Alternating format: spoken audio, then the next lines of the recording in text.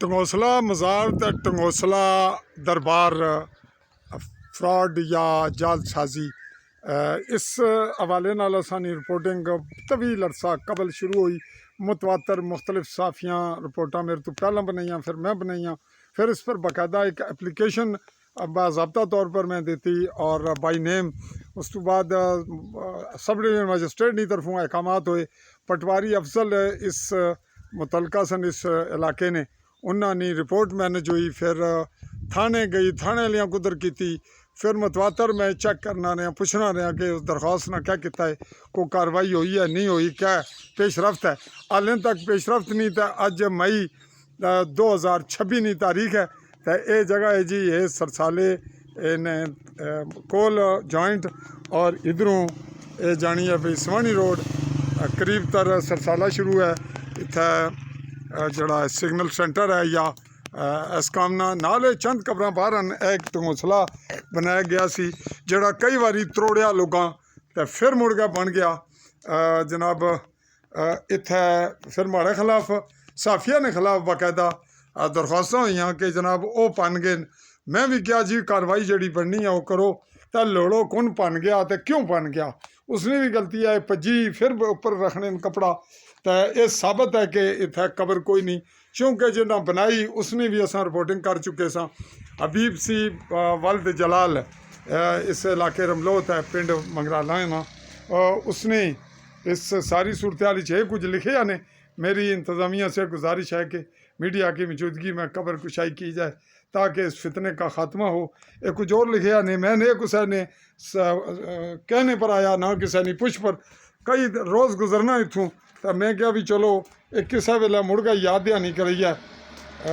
इतना कुछ लिखा ने कबर पर पता नहीं कुछ काफ़ी अया होती है, को पता नहीं क्या कुछ लिखा ने, नहीं पता वो क्या होती है। चले जी, बहरहाल ये रिपोर्टिंग सी कि ये इत्थे ही है। तो इत्थे करीब तर दुकान है, इस मोड़े पर नाल ही है ना, मकाना ने पिछे है जो पिछे इन्होंने नाल इत्थे ही एक दुकान है। बूटा नामी बजुर्ग हैं, हुण ओवरेज हो गए, चंडे शंडे लाए ने। पिछे पहाड़ी है जनाब कदरीना नहीं, और इस तो पिछे चाई न्याला। तो अगे चला जाना नौशहरे ने, बॉर्डर लाइन ने पहाड़ तो नाल परें कलसियाँ तो डींग, तो इधर डींग है तो रिच पहाड़ी है, तो उधर टनक्का तो लंगर और अगे चंगड़ ये इलाके ने इस पहाड़ी तो पिछे।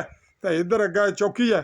तो इस ढंगोसले नहीं कोई कार्रवाई क्यों नहीं हुई, पुलिस क्या किया, इंतजामिया केड़े कमें ने, किस मर्द की दुआ है और पटवारी की रिपोर्ट पर क्या होया। हुण कार्रवाई नाजरीन शुरू करने कि पुलिस ने मुतलका दरख्वास्त पुलिस मुकम्मल कर गए, इंतजामिया की पेज बैठी है बकौल पुलिस ने पहला। तो हुण SDM तो शुरू करांगे नई एप्लीकेशन बाकायदा बाज़ाब्ता देगा, उसकी करांगे फॉलोअप और उसने रिपोर्टिंग करांगे बार बार कि इंतज़ामिया इस मामले क्या खराबी है, कि लोगों ने मामलात हल क्यों नहीं करनी और बहुत बड़े मसाइल पैदा कर गए। पुलिस इस शोबे अपनी खिदमात ने हवाले नाल भी कोई हौसला अफजा रिपोर्टिंग कोई नहीं। और इस गल्ला की समेटने इत्थे कि कोई शर्म होनी है तो कोई हया होनी है। तो जे असां की नहीं आई साफियां की शर्म हया तो गैरत असां नहीं आई, अस मुड़ गए रिपोर्टिंग करने खासकर मैं। तो जे अस बेशर्म बेहया तो थोड़े बेगैरत हो गए हैं तो इंतज़ामिया तो पुलिस तो अवाम न मुतलका जड़ा तबका है, बलदियाती नुमाइंदे न अजकल MLA हल्का न, इत्थे अपोजिशन ने बड़े नुमाइंदे ने जड़े कोई कदे लीग नून लीग, कदे PP, कदे PTI। तो जम्मू कश्मीर की आज़ादी तो ना हकूक अवाम ने, तो ना उन्होंने मामलात ना ख्याल, तो सब ही इत्थे खामोश रहने। तो हुण काफ़ी सारिया गल्लां में आख बैठा जड़ियाँ जरूरी सन।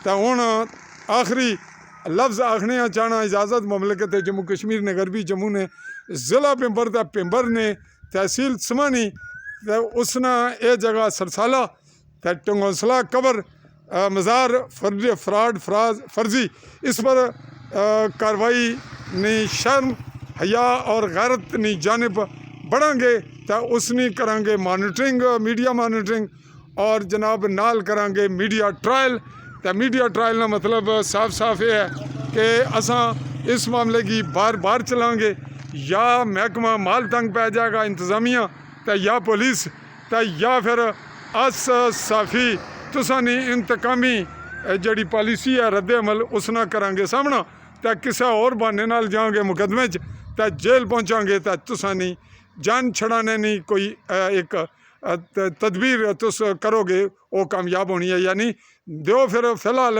अगले मरले तक इजाज़त।